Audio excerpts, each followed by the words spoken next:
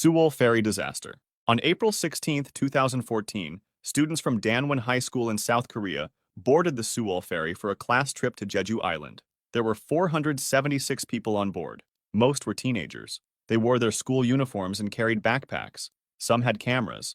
Others had snacks for the journey. They were excited. It was supposed to be a fun field trip. The ferry was 475 feet long. It had been modified to carry more passengers and cargo. The modifications made it less stable. But nobody told the students this.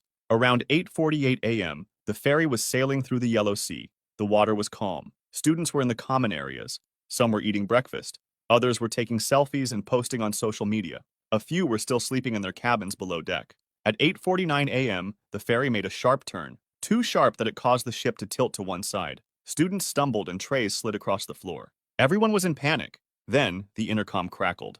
A voice told everyone to stay where they were. The students obediently listened. They trusted the crew, but the ship never stopped tilting further. On the other end, the captain and crew members began evacuating. They left first, leaving the passengers aboard.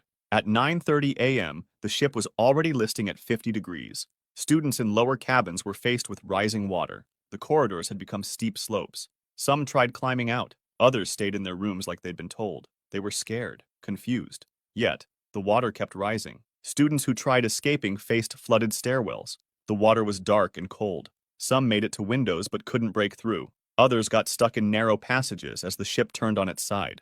At 10:31 a.m., the Sewol capsized completely. Divers arrived but couldn't get inside immediately. The currents were too strong. When they finally entered, they found students still in their cabins, still wearing their uniforms. Some were holding hands. Others had their life jackets on, but had never left their rooms.